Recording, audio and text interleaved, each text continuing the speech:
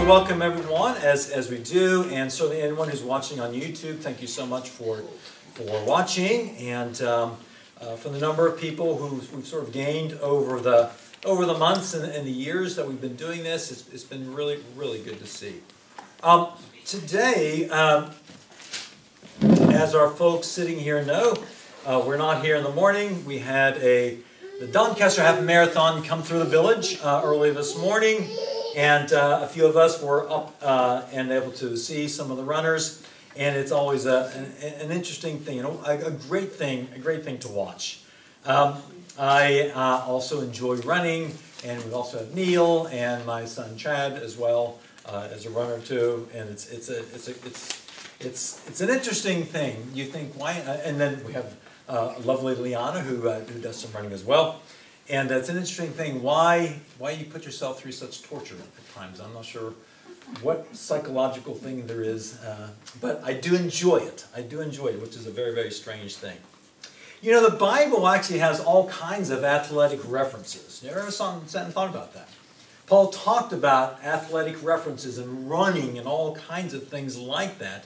They had the Olympic Games, the ancient Olympic Games. Of course, we have the modern Olympic Games as well. And I don't know about you, but I always look forward to it. I don't know if I mean, there's certain things about the summer that I like, certain things about the winter that I like, but I do certainly like all the athletics that are in the summer games. And today was the Doncaster Half Marathon. So someone says, Eric, what is a half marathon? Well, it's half of a marathon. There we go. So, have you ever thought about where the word marathon actually came from? Is it something that someone just pulled out of the air one day and thought, well, this is a marathon, we'll just call it that? Let me give you a little bit of history about that. The idea for the modern marathon was inspired by the legend of an ancient Greek messenger who raced from the city of, here we go, Marathon to Athens. A distance of about 40 kilometers or roughly 25 miles, which is not too far off from what a marathon is today. Does anyone, apart from Neil, know how long a full marathon is? How long is it? 26 miles. 26 miles, you're nearly right. Yeah, 26.7. What? 26.3. No, not 26.3. There's actually we're talking old money now. We have to think of old money, not meters. Okay, so... Is it 25.8? No. 26 miles, 300 and, Neil? You don't know? Okay. 26.2. 26.2, I think it's 385 yards or 365 yards. Someone may say, Eric, where in the world would they come up with that at? That's Where in the world did they come up with that? I'm glad you asked that, Lisa. Okay, so let me continue on with the ancient history now.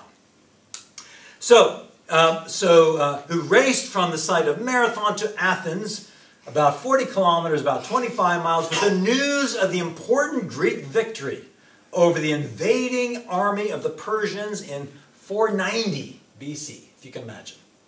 After making his announcement, the exhausted messenger collapsed and died. To remember his dramatic run, the distance of the 1896 Olympic Marathon was set to 40 kilometers. What this ancient runner ran. For the next few Olympics, the length of the marathon remained close to 25 miles, but in the 1908 Games in where? London. The course was extended. Why? To accommodate the king.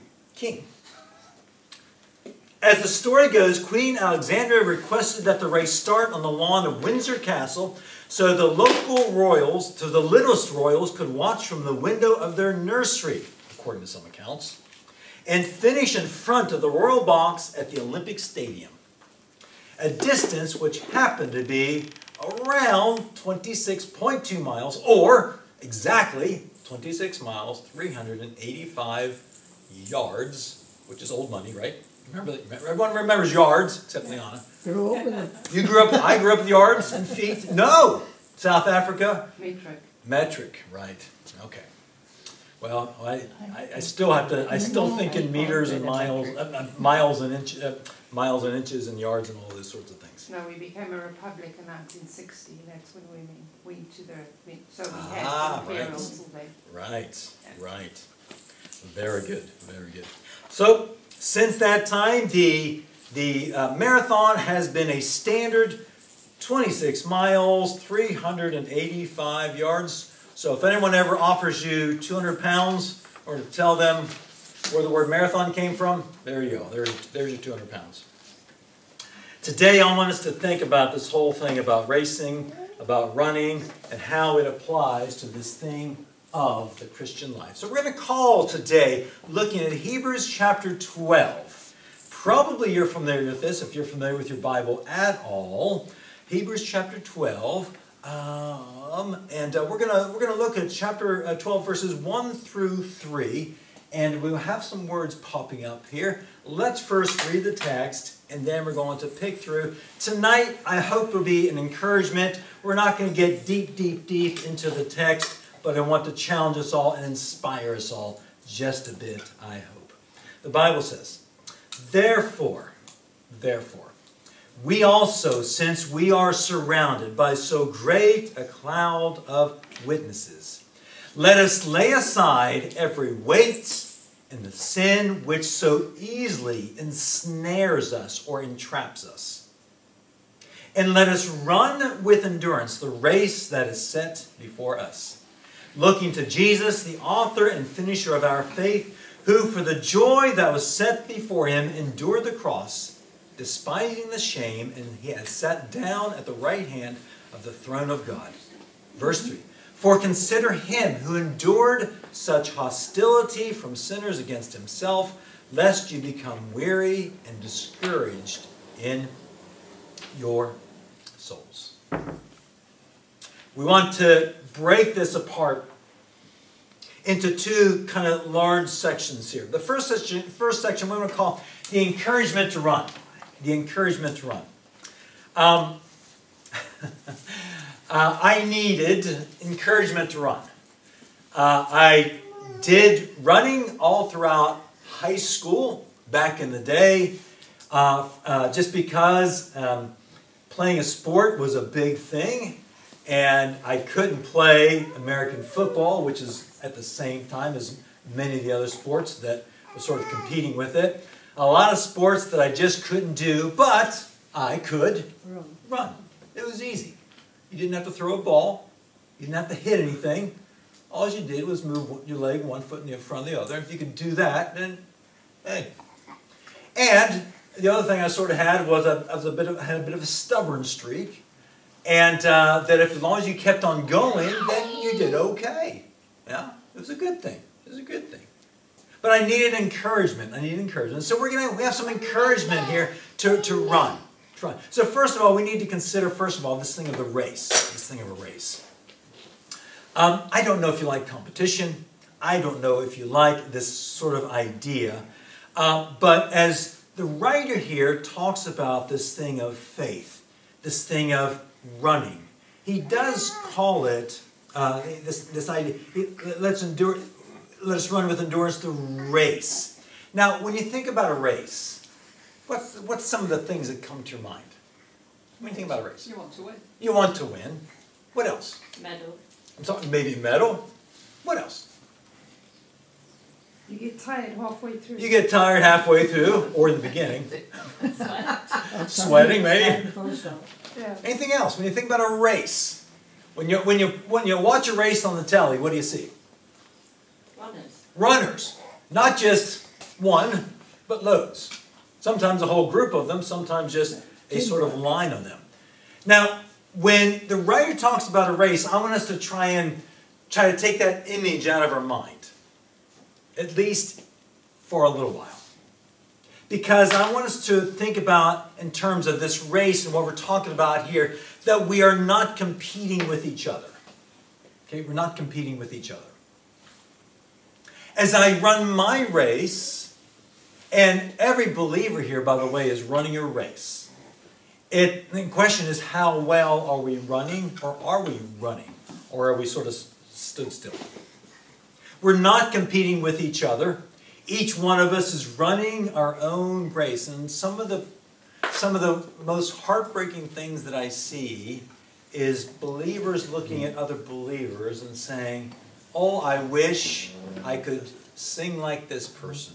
Or I wish I could play the violin like this person. Or I wish I could cook like this person. Or I wish I could speak like this person, or do this or do that. But you know what the reality is? We don't. We can't. We're all running our own race, aren't we? We're running our own race. Now, we should be running for sure, but we're not competing with one another. As a church, we need to come together and realize that we are running our own race. But not only that, we're not competing with the world. We're not competing with the world. So not only am I not competing with other believers here, but I'm not trying to compete with the world as well. My goal is to do what? What is my goal in this race? To finish. To finish. Now, now, in a race with other runners, I'd like to win. I'd like to win. I've accepted the reality that if I was to run today, watching that bloke who was in first place, and Neil said if he finished in an hour and 15 minutes, wouldn't have a prayer. And that's a very good time, by the way. But the goal is to finish. And I think in the whole running thing, I guess if there's any sort of ability that I've ever had, that I've always had a mindset to finish. I've only done one marathon in my entire life, and this was back when I was probably 25, 26, something like this, and it was one of those experiences that was just sort of surreal. It was kind of weird. And I remember it was kind of a smaller race. It was in a place that there was a doctor, sort of a local guy, and we got to know each other, and he asked me would I like to go to run this race with him. I thought, sure. So he came to pick me up early one Saturday morning, got in the car, went up to where this race was, got out, got started, da-di-da-di-da-di.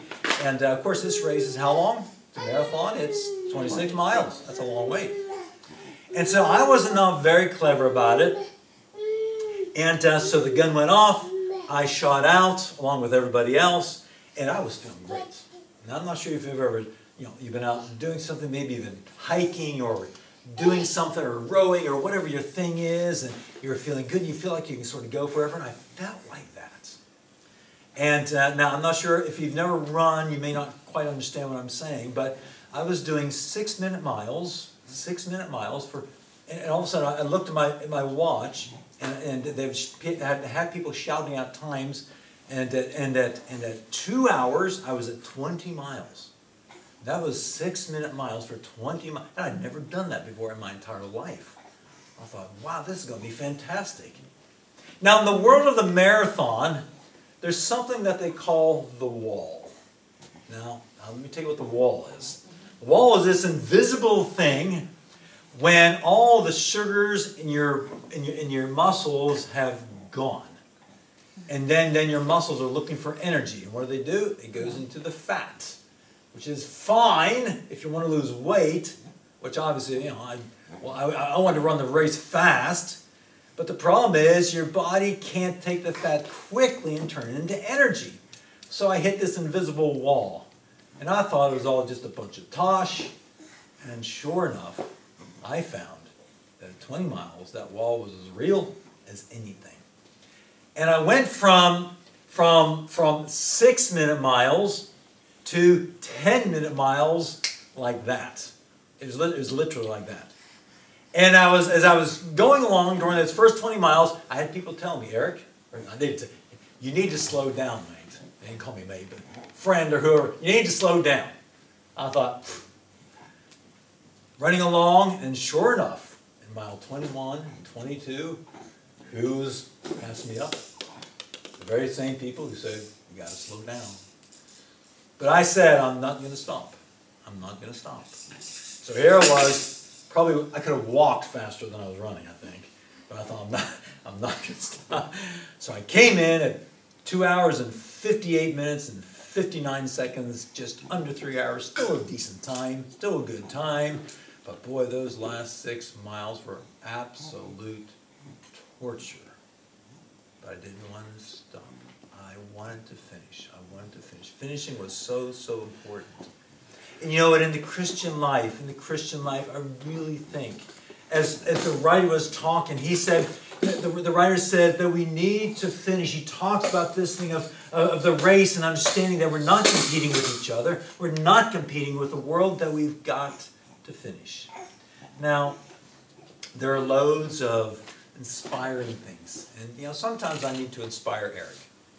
I don't know about you, but, I need to inspire Eric. And I've come across various things, and what I want to show you is probably one of the things I've probably watched a dozen times, maybe 20 times. And every time I see it, it still inspires me. Because it reminds me of someone who worked so hard for so long with a goal in mind that he wanted to run this race. And he not only run it, he had every possibility of winning it, but something happened. But he said, you know what, I'm still going to finish the race. I just want to show you this. Okay.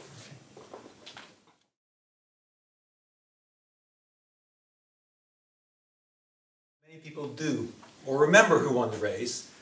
I'd almost bet you money that a lot of people will remember Derek Redmond, who completed and finished the race despite the difficulties and despite the challenges that he had. And we want to finish up this whole idea tonight about the encouragement to run. As the writer introduces this little verse, he says, therefore we also, in verse 1, therefore we also, since we are surrounded by so great a cloud of witnesses. What cloud of witnesses, what group of witnesses is he talking about? Well, he's connecting the previous chapter, that previous section. And that whole chapter 11 talks about all the different people who did such incredible things through faith. There was the likes of Abraham, who listened to God's call and followed God in wherever God wanted. There are those who, like Moses, who escaped from Egypt and all these kinds of things. Who led the people out of Egypt and all those incredible activities. But here's the thing I want us to remember, and I may have brought this out before, but I think it's important right now to remember this as well. And all the famous names, all the names that have all the Sunday school lessons written about them, all the ones that get put on plaques on walls and have made little sayings about them and what they said and what they did, there's another group of people that I think have even greater honor from God's perspective than these folks. Let me read who these are. Hebrews chapter 11, starting in verse 32. And then we're going to quickly look at some advice about running the race. Hebrews chapter 11, verse 32. Let me just read a few verses. Here are a couple of these people. And what shall we say more? For the time would fail me. I don't even have enough time to tell you about Gideon and Barak and Samson and Jephthah and all David and Samuel and all the prophets who through faith subdued kingdoms, worked righteousness, obtained promises, stopped the mouths of lions, did all those things. Verse 35. Women received their dead to life again. Others were tortured, not accepting deliverance, that they might attain a better resurrection. Still others, in verse 36, others had a trial of mockings and scourgings, yes, and chains and imprisonment. They were stoned, they were sawn in two, they were cut in two, they were tempted, they were slain with the sword. They wandered about in sheepskins and goatskins, being destitute, afflicted, tormented, verse 38, of whom the world was not worthy. Verse 39, and all these, having attained a good testimony through faith, did not receive the promise. They didn't get the blessings, they didn't get the things that, they didn't see the results of what they did. David saw his kingdom built. Abraham saw so much of the blessing that God had promised. Moses saw the deliverance of the people from Egypt. But all these other people who stayed faithful and ran the race, they didn't see that. They didn't see the results of their faithfulness but God did. And that's what was key. Verse 39. And all these, having obtained a good testimony through faith, did not receive the promise, God having provided something better for us, that they should not be made perfect apart from us. The point being, there's a whole bunch of unnamed hero believers all throughout history that their name were not in lights, no Facebook posts about them, no Twitter accounts, no millions of followers in Hollywood, but because they were faithful and they ran their race and endured, God said, hey, they are heroes for God because of their faithfulness of running the race. So we just want to take now just a few minutes before we finish tonight. I want to take a few minutes and just give you a few thoughts, some advice on running the race through these couple of verses in Hebrews chapter 13. First of all, notice what it says. It says that we need to lay aside every weight and the sin. We'll get to the sin in just a second. Get rid of the things, get rid of the things that weigh you down. A runner knows that the cost of every kilo that they carry is just not the kilo. But what happens is you're running along, and that extra kilo or 2 kilos gets applied to every footstep that you go along. So if you can drop a kilo or 2 or a half a stone, that makes a big difference in the race that you run. And spiritually, it's the same thing. So Eric, what does that mean, the weights? What are you talking about, a weight? Well, the question is, what is there? Is there anything in your life that's preventing you from running well? I'm not talking about something that's sinful. Okay, we're going to come to that in just a second. But the things that are preventing you from running well. For example, sometimes in believers' lives, there can be hobbies that overtake your life. Is there anything wrong with a hobby? No. Of course not.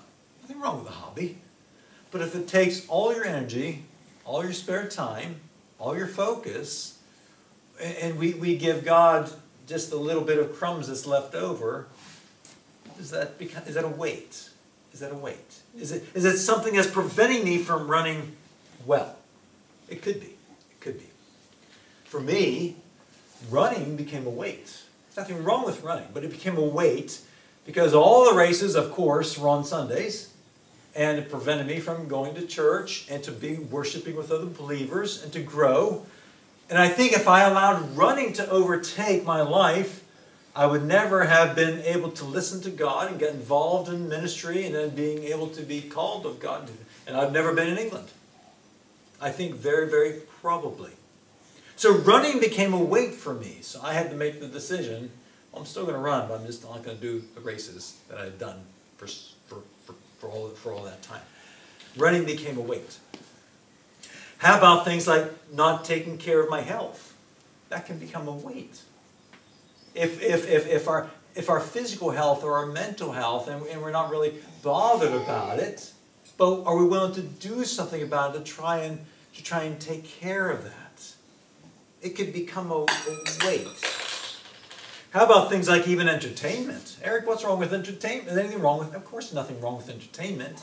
But there again, if it comes out of balance, then we spend all of our spare time in entertainment and not investing time in God and being with others and learning and growing and all those kind of things, it can become a weight. Maybe things like even a lack of priorities, not being able to prioritize our lives. That can become a weight. Not necessarily a sin, or it could creep over into being a sin, I guess, but it become a weight to prevent us from running well. So, the Bible says that we need to put aside the weights, the things that are weighing us down that could keep us from running well. But it also gives us this other category. He said, get rid of the sin that wants to cling to you. It's interesting he uses that word, that sort of phrase. It says that, we read the phrase, that easily ensnares us, that traps us, that clings to us. This sin sometimes. In the world of Olympic racing, Derek Redmond would have been disqualified as his father came and helped him across the line. It is illegal in the Olympic world to help someone across the line. Actually, I was reading the history that there was an Olympic runner, an Olympic marathoner, who actually his gold medal was taken away from him. This is back in the early 1900s. The gold medal was taken away from the winner because someone helped him across the finish line. In a relay race, there is a specific distance as those 4 runners go around, or however long the race is. There's that baton that they carry. And if you look on any given track, there are 2 marks. Then in a relay race, that as this runner comes up to here, the second runner starts here, and they have that 20 meters or so in order to pass that baton.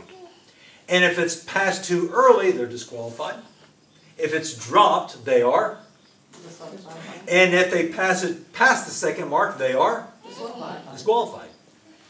So there are rules, there are things that would keep them from running the race or certainly winning the race. Now, I'm not talking about Christian perfection. There is not such a thing. There's not such a thing. So, Eric, if I mess up, that means I'm not going to go to heaven? No. What I am saying is this, is that as we see what the writer says, that we need to put aside every weight and then the sin that easily traps us, the sin that easily wraps its arms and strangles us. Because my goal is that I want to run well. I want to run well. I want to be able to, when my time is over, I want Jesus to be able to say, well done, good and, you know what the next word is? Good and faithful. Good and faithful servant. And that has nothing to do with ability. That has nothing to do with money. That has nothing to do with what we think, how good looking we are or not good looking we are. It talks about issues of the heart. And are we faithful? He says we need to put aside the weight, we need to put aside the sin, and then what we need to do, we need to run with endurance the race that is in front of us, the race that's before us. Run with endurance, run with patience. Run with patience. You know what? Over the years, as a Christian leader, I've seen spiritual sprinters, and I've seen spiritual marathoners. And the ones that I would take one marathoner over 10 sprinters any day of the week. Any day of the week. Because what happens, I can almost guarantee you, the person who comes in like a ball of fire, wanting all these kind of things, you can almost guarantee within 6 months they are gone. And the number of times, I could write a book about the number of times that's happened. But the folks who will come in and they're marathoners, and they may not come in and set the world on fire, but I tell you what, they're there and they're there again and again and again and again. God's looking for marathoners. God's looking for people who will get in there and stay with it and go at it step by step by step. Believers and races and churches are not built on big events. I'm convinced.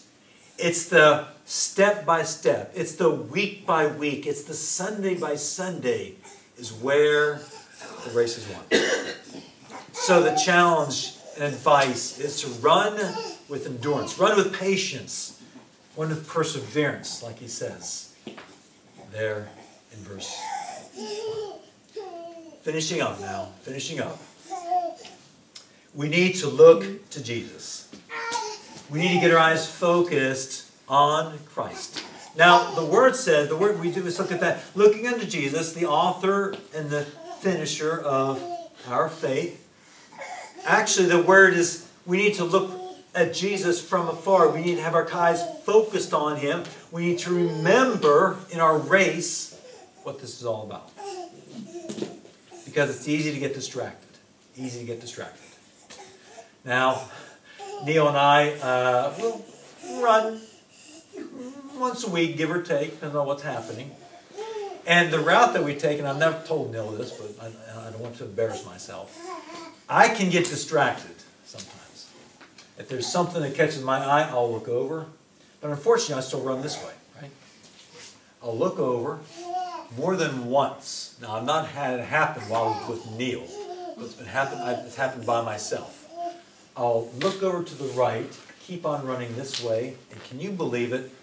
This light pole actually moves out in front of me. I don't know how it does it. This light pole literally moves right in front of me, and I hit this light pole, yep, face on, and I'm hoping no one sees me. It's the most embarrassing thing in the entire world. And I'll be honest, the light pole did not move out in front of me. I hit the light pole. It was my fault. Terrible. I could not believe how awful that was. Painful as well. But it was, this is the problem. I don't keep my eyes focused on what's happening ahead. And so we need to keep our eyes focused on Jesus in what the Scripture says. And we need to, as it says there, we need to keep the big picture in mind. Notice what it says. Looking to Jesus, the author and the finisher of our faith, who for the joy that was set before him, he endured the cross. Was the cross pleasant to Jesus, do you think? No. He knew that he had to get through the cross to come to the resurrection. He looked ahead through the cross up to the resurrection because that is what God wanted him to accomplish. That's what he wanted to accomplish. And so for us to run well, we need to keep the big picture in mind, realizing that for the believer who has endured, who has finished the race, there is incredible joy to be able to hear Jesus say, "Well done, good and faithful servant." So we need to keep the big picture in mind to be able to experience that joy. But not only that, we need to endure the difficulties. That cross was difficult for Jesus. There's nothing pleasant. There's nothing enjoyable about that, but he had to endure that to make it through. And we all, for sure, have had difficulties in our lives. And there's lots of spiritual casualties over the years. And the number of times that I have talked to people, and I've heard the stories of, well, such and such a person died. Well, they died, therefore I've lost my faith. I've never understood that. Death is a reality of life. It's a reality of life. It's painful, it's difficult for sure. When there's a young mother who dies, it doesn't make sense, for sure. I get that. But to say we're going to throw away our faith because of a difficulty or a challenge, I'm not sure I understand it. I understand the pain. I get that. I really do. I really do. And I never understood why, my mother, who, 3 days after she retired, found out she had cancer, and 10 years later, she was dead. She did not get to see Chase graduate. She did not get to see Chase, grow up. She did not get to see Chad get married to lovely Bethany. She did not get to see these kinds of things, and I don't understand that. I don't understand that. But I'm not going to say that God doesn't love me anymore, or all these kinds of things.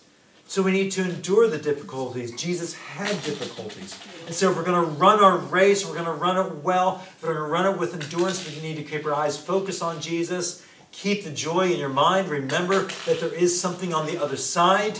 Endure the difficulties, and not only that, but endure the opposition. Jesus had lots of opposition. Lots of opposition. And he knew that that was going to happen, and we should not be surprised by opposition that could come against you, come against me, come against us. But despite all of that, we can run the race and run well and finish well. And that should be our goal as believers in 2022. And my prayer is that tonight you would decide that despite maybe challenges or difficulties or anything that's confronting you right now, that you're going to run your race. By the way, I'm glad I don't have to throw about Audrey's race or Neil's race or Eddie's race or Jesse's race. The only race I have to be concerned about is Eric's race. Okay? And the same for you. The same for you. So I'd like to challenge you, encourage you. to get to run your race. And don't give up. Despite the challenges, despite everything that's happening around, there is joy at the end.